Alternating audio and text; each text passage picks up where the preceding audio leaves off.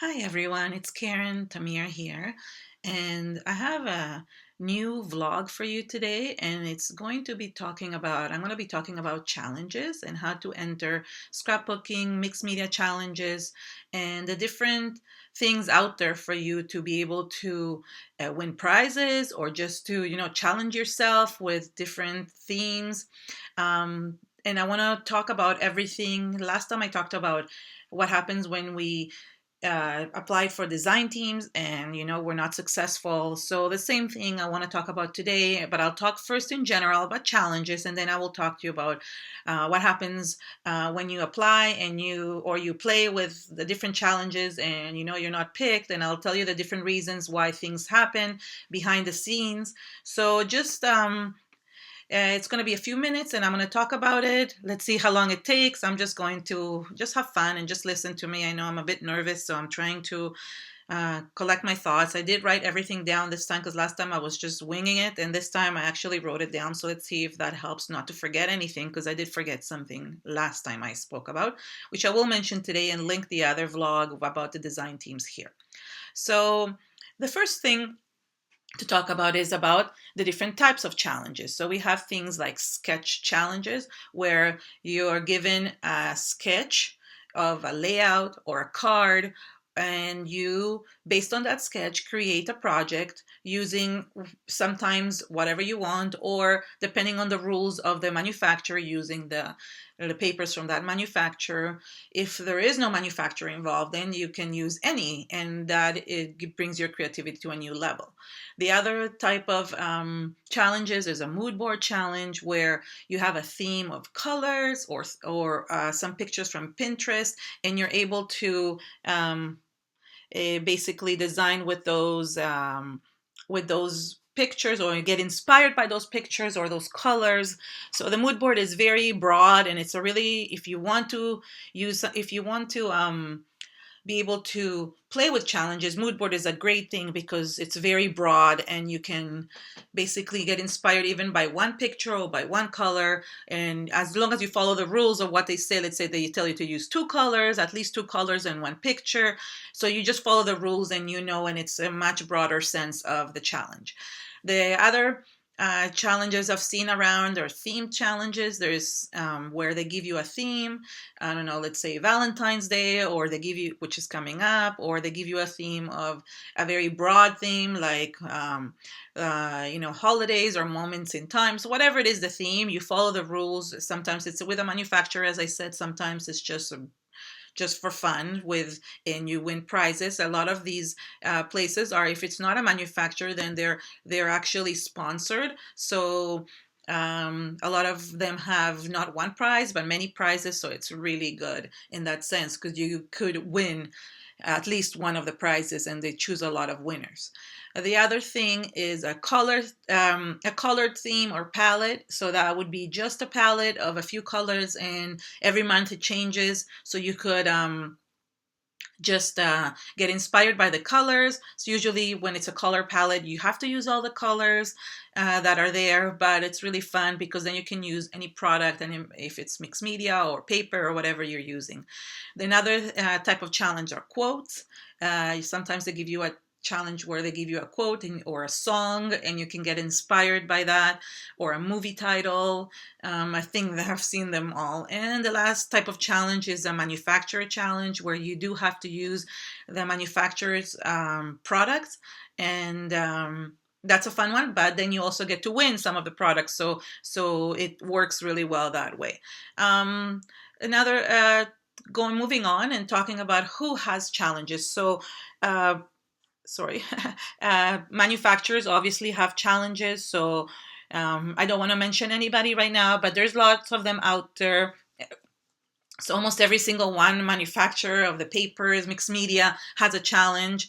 Another one is kit clubs. Kit clubs are really great places to have challenges. You can win prizes, and there's also forums in the kit clubs, or not related to the kit clubs where you can enter smaller challenges and win like maybe smaller prizes, but at least there are weekly or weekly challenges where you get to play, interact with other people from the community. Stores have challenges, and you could enter those too, like online stores or even brick and mortar stores, depending on where you live. And the nice thing about it, you could have a monthly challenge, you could have something like a weekly challenge, bi-weekly challenge. I mean, you've named it. There is everything out there, and there is special Facebook groups, and also, yeah, there's places where you can have Facebook challenges.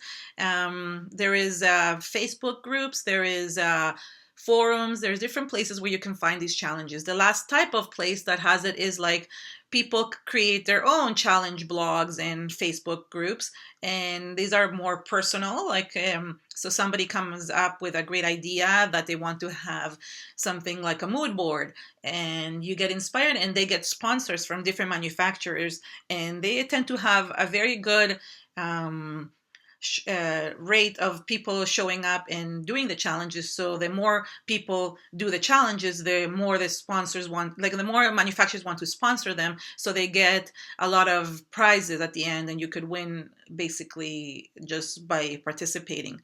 Another thing is there's two different types of challenges that you can have. One is where you are being chosen by merit, meaning that you do a project and basically chosen by the design team or by people behind the scenes. They choose the ones that it's preferred. They kind of vote on which one is their favorite one. The other one is when you basically are chosen randomly. So the ones that are random are really good to kind of start winning prizes and showing you your face out there and your project and your style, because it's really good to enter a lot of these challenges. So other manufacturers see you if you want to apply for design teams, or if you are just want to play around and meet other people from the scrapbooking or the arts and crafts community. So it's really fun in that sense to be able to enter all these challenges. Now, a lot of people like having it, their project chosen, not specifically winning at random, but that is when that happens, a lot of people get very upset or sad, or sometimes discouraged because their project, it doesn't get chosen. So for those of you who are beginners, I do recommend that you enter both type of challenges, because it's really fun to win when you're chosen randomly. I mean, that's just luck and it's fun. But also just start kind of playing with challenges and seeing what's out there, what kind of challenges to play with, what that are basically similar to your style, or just for fun, because that helps you get out there, get your nerves kind of going. And you might not always get chosen, but that's okay, because there's many reasons why you don't get chosen when you play with these challenges. And one of the main things that I want to say is that one of the most famous quotes, it says, "Art is in the eye of the beholder." That means that, the people that are behind the scenes choosing who their favorite, um, each one of them have different styles and they like different things. So although you vote for your favorite, and sometimes the same style keeps on coming up or the same style keeps on winning, don't get discouraged, because as you move along, as you evolve with your designs, you will see that you're like the people that choose kind of also change the style that they like as the months progress, because style changes not only within ourselves but also around the globe, in the way the manufacturers, how do you call this, they show products, and the products change, and so do the styles of everybody. So also you should play with challenges that are like basically good for your style. So for example, if you're a card maker and you like mixed media, then maybe find a challenge that has those both of those combined. So you have a card that is mixed media style. If you're a like scrapbooker layout specifically, and you do like mixed media, there's a lot of them out there. Or if you like more like clean or simple, more like clean kind of scrapbooking, and then you can also find how do you call this? Basically challenges that are geared for you. So it's really important to find the right challenge for you. That's a really, really, really important thing. So first, look around. There's many places where you have challenge blogs and Facebook groups that you can find the different challenges that exist, and ask your friends to recommend you a challenge, or somebody that you know that might want to might say, oh, this is the perfect challenge for you. That's the number one, is finding the right place for your style. Then one of the major keys in entering a challenge is following the rules of the challenge. And I see this over and over again, where people do not follow the rules and they don't get chosen. And it has nothing to do with their style, nothing to do with how good their project is, but they did not follow the rules. For example, using the product from a manufacturer, that's a very, very big thing. So if they tell you use at least one product or two products from that manufacturer, and if you don't, and it has to be visible. So it's not only using it, but make sure it's visible. If you're going to put a lot of mixed media on it, and you can't see it, then you might not get chosen, because just for that simple rule of not following that specific rule. Number two, for example, they'd say, oh, add this mood board to your blog, or share this on a social media, and you don't share it. But believe it or not, like, they're checking these. Most of the design team or manufacturers or design team members from some kind of challenge check to make sure that you follow those rules, because to make it fair for everyone. So there's somebody designated to just kind of check that everybody is following those rules. Do you slip, and do some projects slip, like, and they don't let check it? Yes, that sometimes happens too, but it's better to always follow the rules. And sometimes design team design team members will say, oh, you haven't added the mood board to your blog. So we sometimes tell you, but it's not always the case. So you should always read the rules of what you have to do, and they usually stated right underneath the challenge, or in the blog itself on the side. You can find all the rules for every single challenge that that you want to enter. Very important to tagging. If, like, they ask you to tag the challenge or to share the challenge on social media, Facebook, Instagram, do that. It's really important. One of the main things is that you want to win prizes, but one of the main things of these places, the manufacturers or the challenge blogs, is that they want to be shared. They want to be shared and, well, be known around our community. So it works both ways. If you want somebody to actually see you have to also put a part into it and share with your friends, because the more people you share with, the more people learn about the challenge, and the more people play and learn about our different manufacturers, our different challenges, and the different people that are behind the scenes. Another important thing when you're considering a challenge, again, like I said, is style. If you're a mixed media style, shabby chic, vintage, cards, like, those are all things that need to be considered when you're entering a challenge.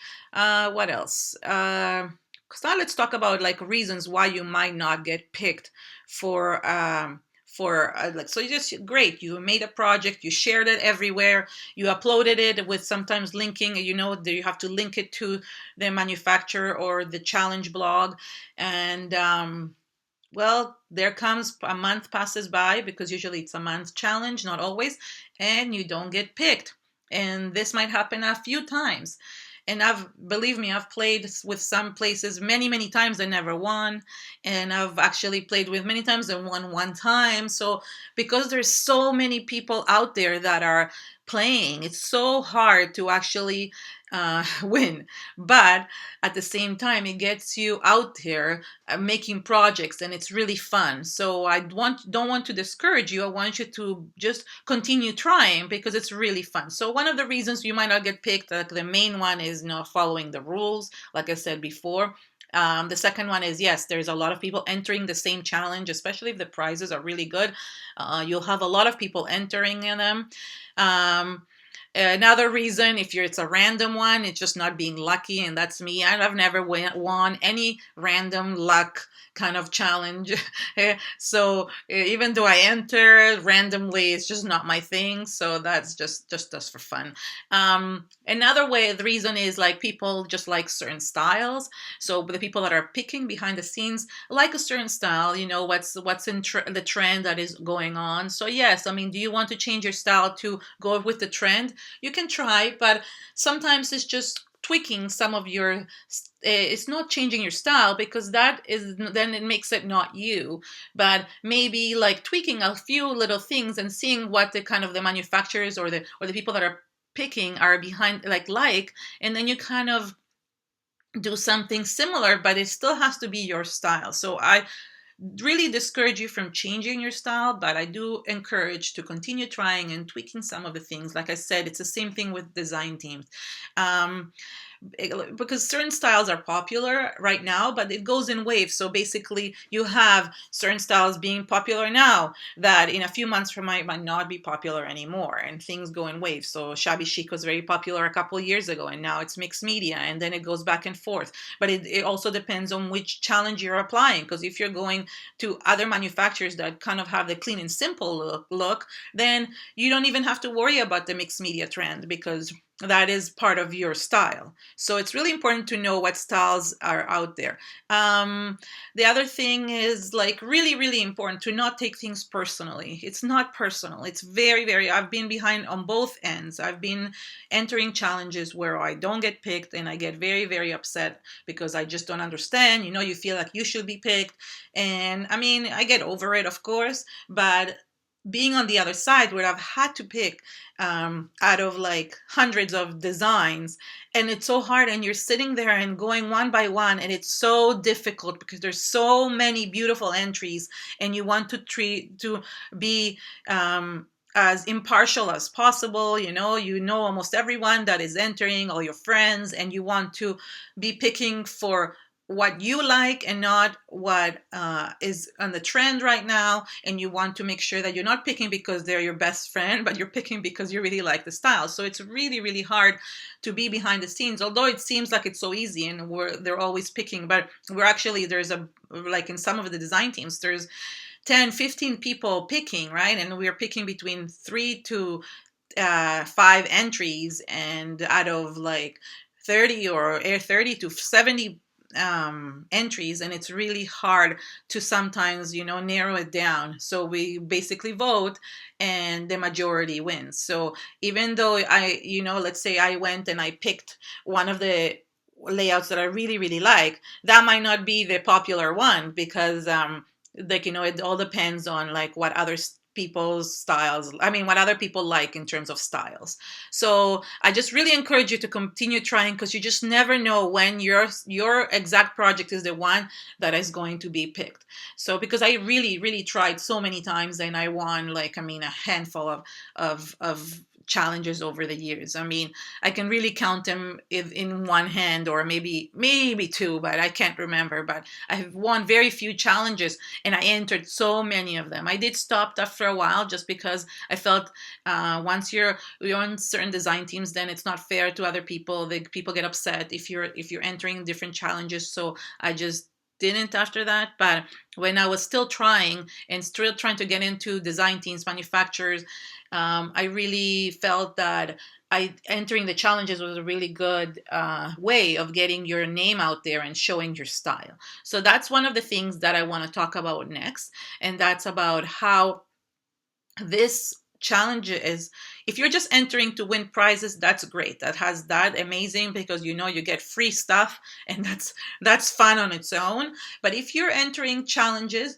because you want to eventually get onto manufacturers or to design teams, let's say you want to be a design team for that specific challenge blog, or you want to enter and the manufacturers see your style, that's a really, really good way of showing your art and your scrapbooking and your mixed media and everything that you do. It's really good to show how your style is to other people. So entering manufacturers challenges every month, it's a great way of showing your style, because you know what, many times they say, wow, this person is exactly what we need for our manufacturer, for our blog, for our design team. And sometimes you're just asked without even having to get apply, or you apply but they've seen you so much on so many different challenges, and still they've seen your style, that they say, wow, this is a really good person that works really hard, that always wants to play with our design, with our products, and we need to take her on, or her or him, onto our design team. So it's really important to get your projects out there. So even if you're not doing it, if you don't, even if you're not doing it for the win or for features, because a lot of places feature your stuff, even if you're not the winner, they feature some of your projects. So it's really important to just show yourself out there. So even if you're not doing it for the prizes, and you're not doing it, I mean, even if you want to win, sometimes even if you're not winning, believe me, that's a win, because you're showing your projects out there, and that helps with getting your name out there and showing manufacturers or other challenge blogs that you are a contestant, and that you are the perfect person for them. So really, really keep on trying. If you're not doing it if you don't mind not winning all the time, think of it as a win, in a sense that you will be able to eventually apply for those manufacturers and things. So I've seen some of my friends literally being picked, not even like applying, and being picked for something just because they played in the challenges every single month, and they showed their work and what they can do with that person, with the manufacturer's products. So one of the things, let me just continue. Just want to see. So one of the topics that I spoke about last time was about the DT calls, and I'm linking this link about the other video on here, because I did forget to say something really important about the DT calls. So basically it will come up on this one. So one of the really important things is make yourself presence in social media. Tag people, share, invite others to the challenges. This helps later when they see that you're so active on social media, and it helps you get your name out there. And one of the main things that manufacturers or blogs want is to get their name out there, being shared, because for every friend that you share with, there is many people that don't know about the challenge and might say, wow, I want to play with this now, and they promote it, and then it's just a chain. One of the main things that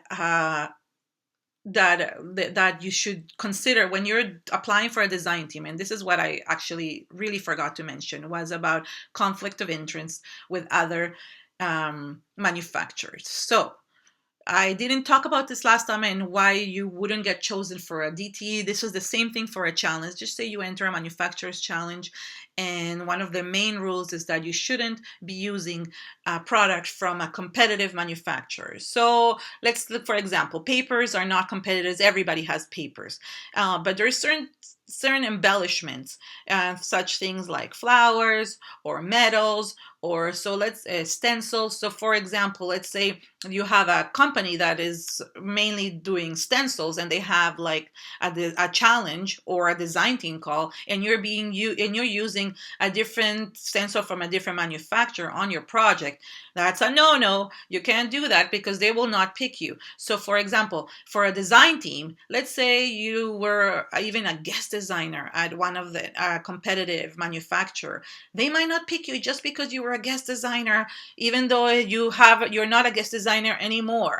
So because you put on your blog that you were a guest designer a year ago with like a competitive manufacturer, they might think that you're still with them. So you have to be very careful, first of all, what you put on your blog. I know you want to put all the stuff that you've won and all things, but when you're applying for a design team, manufacturers look at everything. They look at your blog, they look at your social media. Not only this, see how much you share, but they also look at things like, are you designing with competitive manufacturers? So not everything is a competition. Some things are allowed, but you really should check with each manufacturer to make sure that you're not, first of all, advertising for another manufacturer when it's a design team, or if you're actually doing a challenge and you're using uh,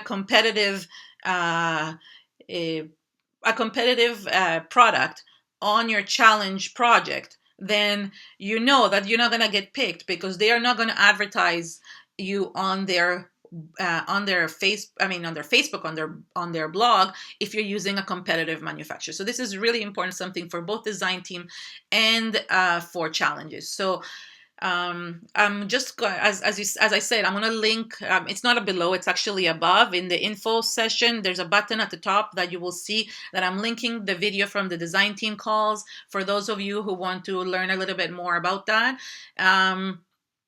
Yeah, so as I said, make sure you're not advertising for another competitor, and also be friendly. Always be polite and friendly to others that are entering challenges. Leave comments for them. It doesn't matter. These are your friends. You know, some of them might become your very good friends, even though you're in a competing. Well, that's not really competing, but you're like entering a challenge and they're entering it as well. You know, it's really nice to kind of leave comments for them and encourage them, because you know what?